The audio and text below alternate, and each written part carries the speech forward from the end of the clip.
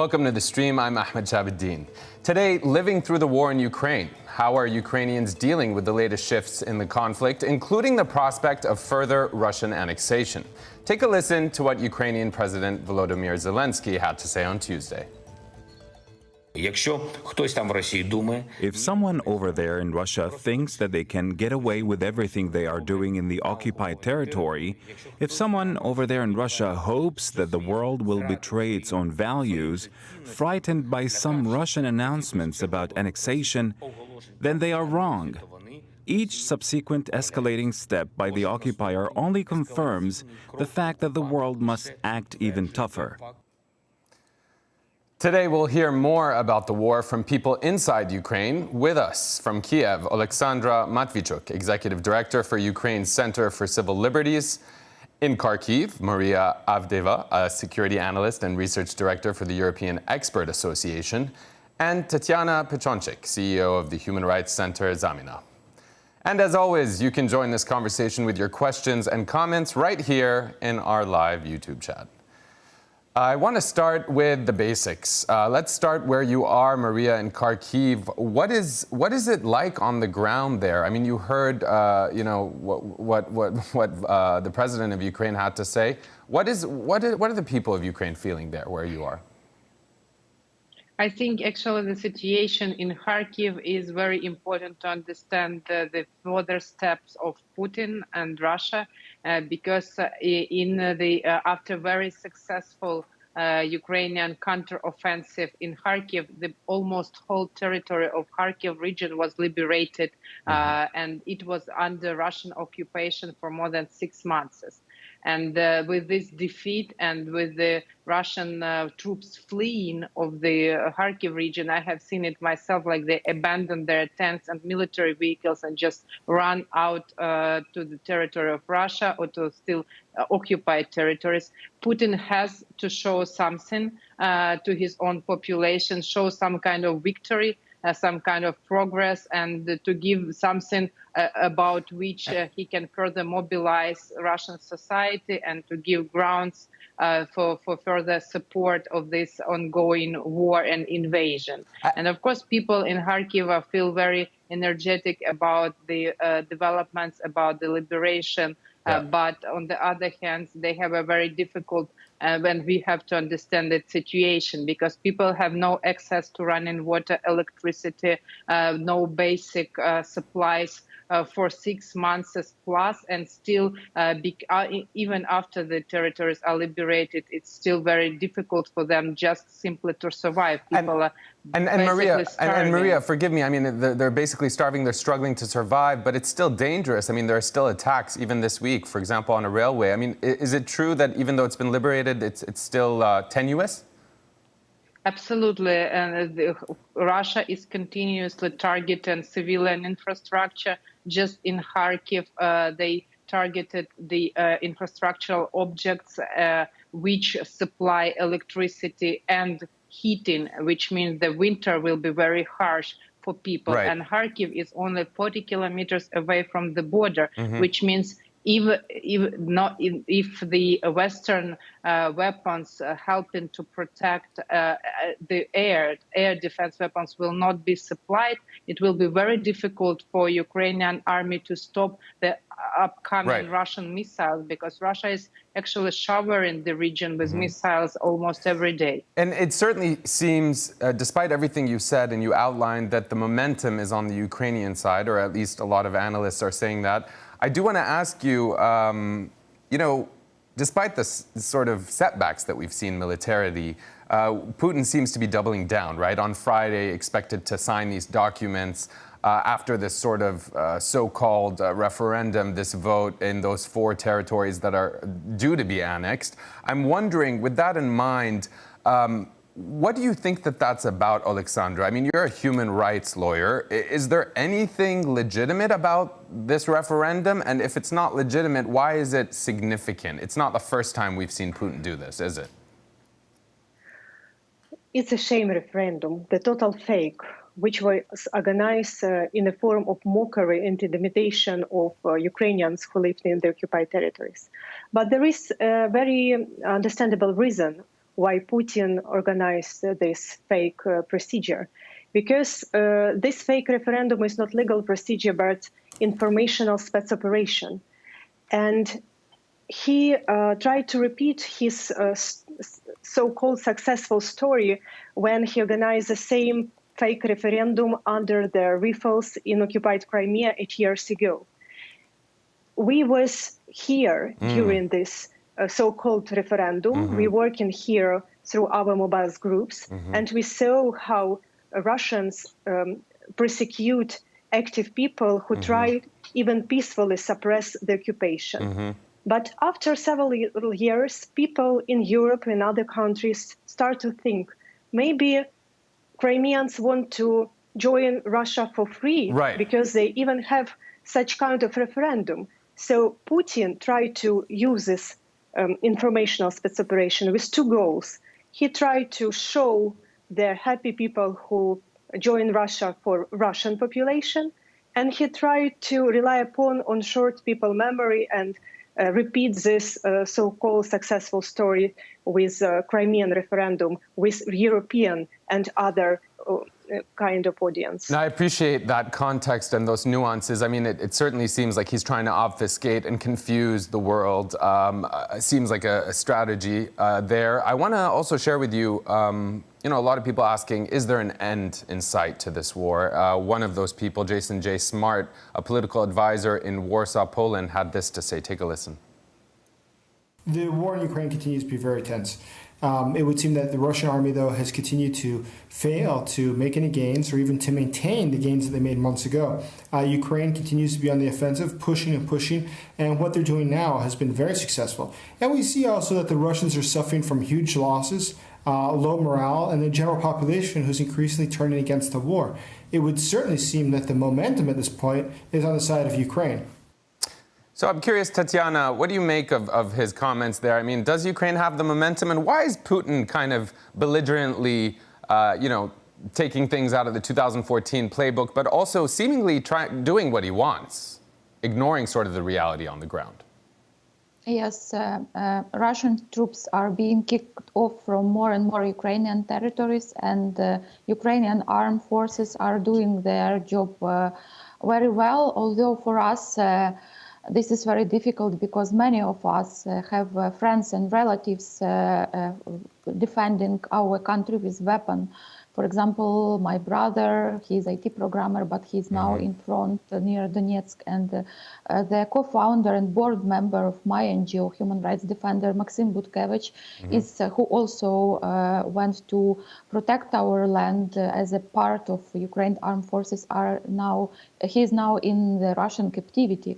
So for us, these victories we also hope for all our friends and colleagues return and come back after this war ends.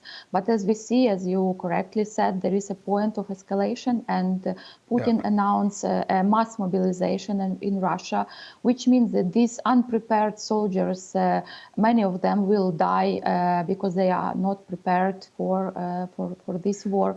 But also from Ukrainian side, also there will be more people killed. And also looking at the picture, what the Russian army is leaving behind, we fixed a huge amount of atrocities and war crimes. And our field mission just came back yesterday from Kharkiv region. My colleagues were working in Balaklia, in Kupiansk, in Izum, and in a week they documented many instances of executions of civilians, cases of rape, looting, torture, enforced disappearances, and we may say that Russia is using it as a method of their warfare.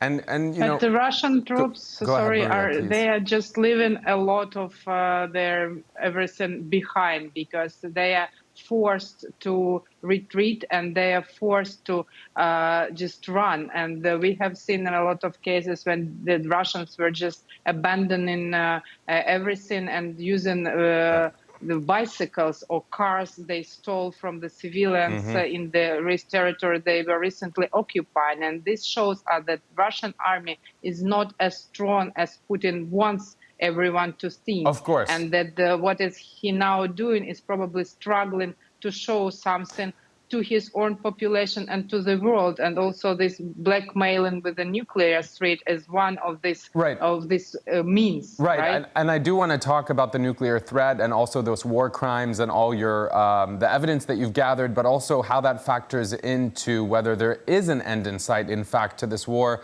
If you look at my screen here, Ian Bremer tweeting Kremlin billboards that are announcing Donetsk, Luhansk, and all these other the total of 4 territories, saying that the annexations come shortly. You see these banners in Russia. When you see these things in Russia, do you think that's actually going to change things on the ground? I know Maria said earlier that Alexandra, she's a little worried about the winter. When you see these billboards, what comes to mind? Well, at first we should start. not... Sorry. We'll start with Alexandra. Go ahead. I will start with a point that the first thought which came to my mind in that we are fighting not only for the territory, but for the people who live on these territories. That's why we have no other choice. Sooner or later, we will deoccupy this territory and liberate all our peoples. And I'm glad you brought up the people living in that territory. We actually have a mashup of some people living in the periphery of the 4 territories that Russia's annexing that you can see there. And they kind of seem to have some varying views on a lot of things, really, the legitimacy of the vote and how things may end. Take a listen.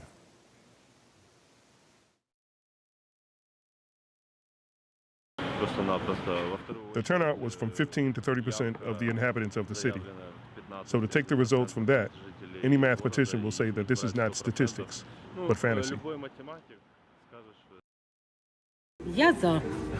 I'm in favor of the referendum. Personally, I don't care who it is. I'm for peace. Because I have 2 grandchildren and I worry about them. I consider what is happening there to be a total circus. People are being forced to vote. It doesn't make any difference if they vote or not. People are trying to save their lives so they don't get killed. That's my opinion. These votes are not legitimate.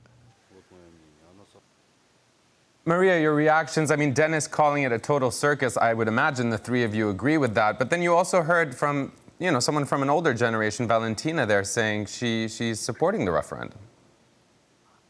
Well, I would say that some of the people who live on the occupied territories for all these 7 years since Russia first started the invasion, they are held as hostages because they have no choice. Russia is filling the territories with military, which actually all the time threaten the population living there. And let's take into consideration situation in Zaporizhia, part of the territory where the nuclear power plant is actually located is occupied by Russians, and people working at the nuclear plant cannot go home. They are forced to stay there. They are forced to do what the Russian military is saying them.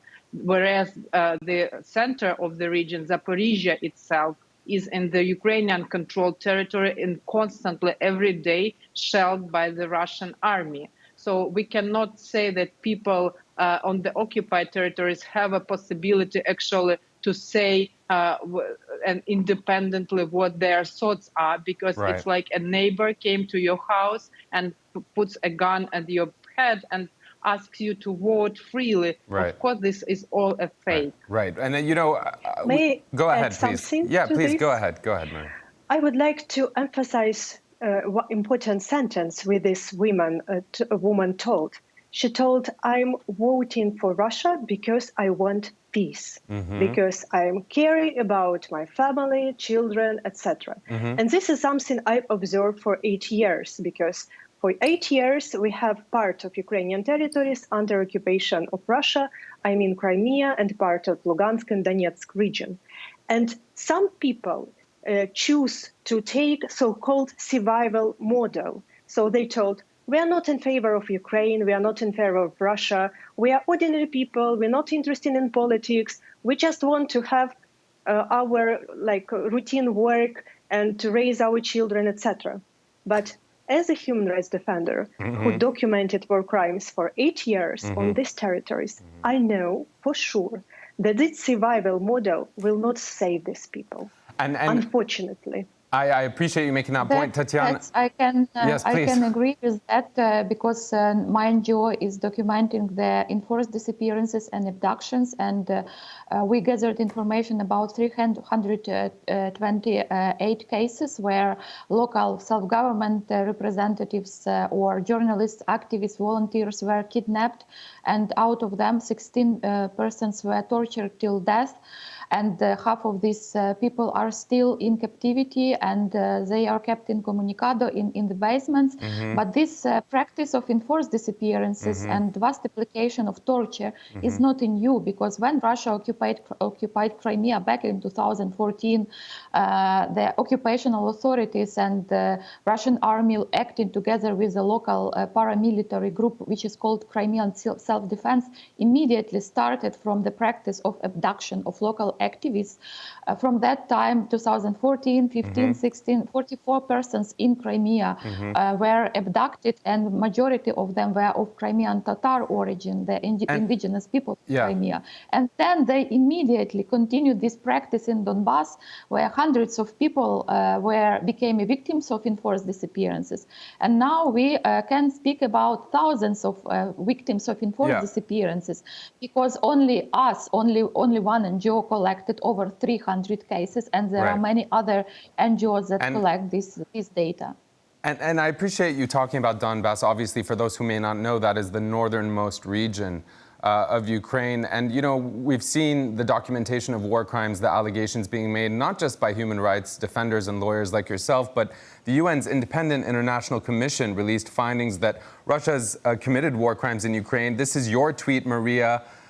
You visited in Izium the bodies that were being, I think, hundreds of exhumations, as you say, unmarked graves, people being lifted out. Witnesses confirmed to you that they saw people being shot on the streets by Russians. Others died from shelling and a lack of access to health care.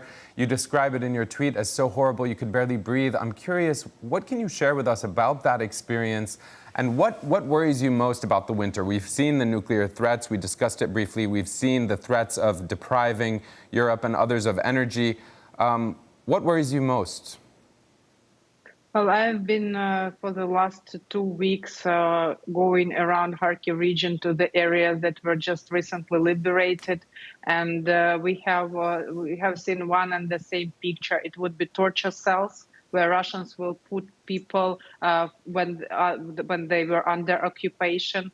The other thing will be mass graves, because the mass grave in Izium were about 450 graves unmarked with just numbers were found. It's just the only one, the most terrible case, but there are the same situations in other occupied regions. And then people were telling that they were seeing the others being killed. I have personally talked to witnesses, not one, but many.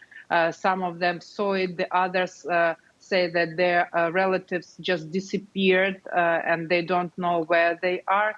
And people, because all the communications and all the and utilities were cut off, they are looking with a very great concern in the upcoming winter. What will they do? And now they are offered to be evacuated. So if you want, you can be evacuated to other territories of Ukraine, where you will have more or less conditions for living through the winter. Yeah, and you know, it's interesting to hear you outline those concerns and seeing some of the questions that are coming in to us on our YouTube chat. I want to share one with you, Alexandra. Hunter Thompson saying, wasn't Ukraine winning? How are Russia managing to annex Ukrainian territory? Doesn't that involve them being in the territory? Was fake Western news. Obviously, you know, raising two varying kind of narratives here, that the Western media might not always get this right, but also that, it's confusing. How is Russia actually going to annex 15% of the territory, Alexandra? Does that mean Ukraine's not winning? And what is needed to win or at least to end this war? Is it weapons? I'm a human rights lawyer who spent 20 years to defend human rights in Ukraine and OSCE region.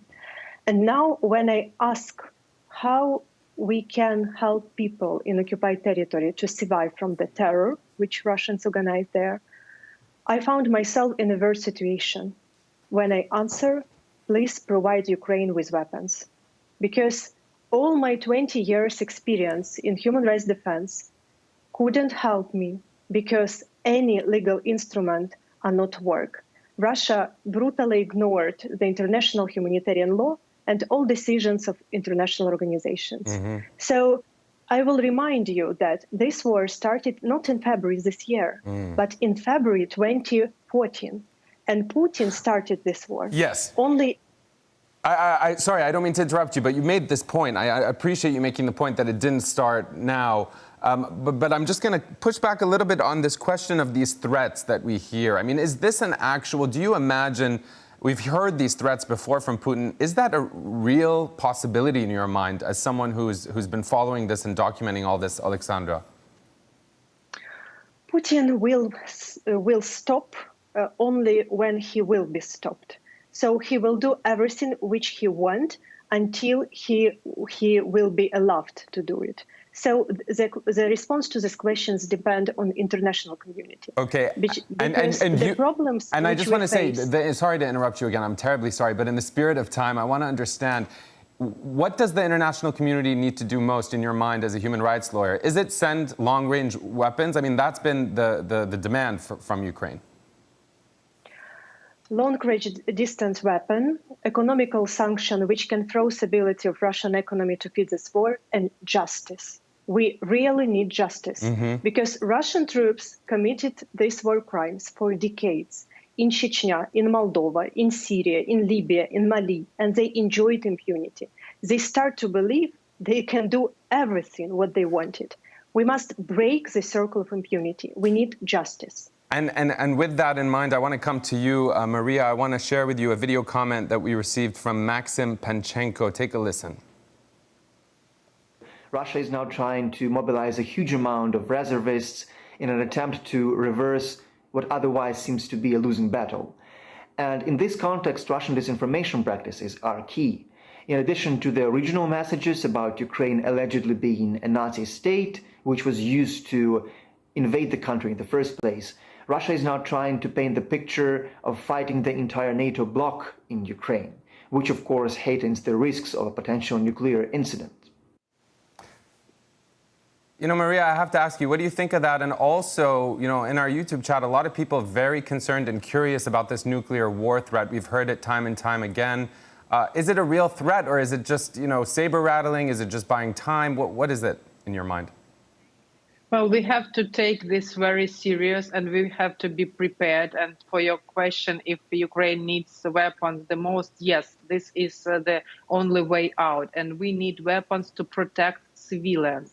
The more long-range, high-precise weapon Ukraine has, the quicker all the territory of Ukraine will be liberated. And that's the only goal Ukraine has, to liberate all the territories that are now unlawfully occupied by Russia. How shall we respond to the nuclear threat and nuclear blackmailing?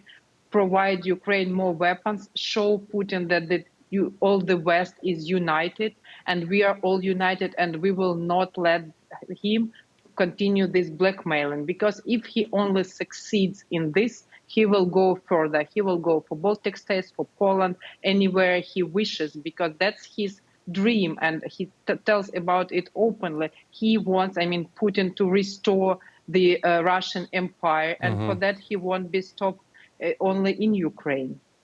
No, most certainly, and I want to thank you, Tatiana, and all of you for joining us. We've seen that the Washington, D.C. and the EU are planning to impose additional sanctions on Russia. We don't know if that'll be enough, but it's certainly not the last conversation we'll have here at the stream. Thank you for joining us, and we'll see you next time.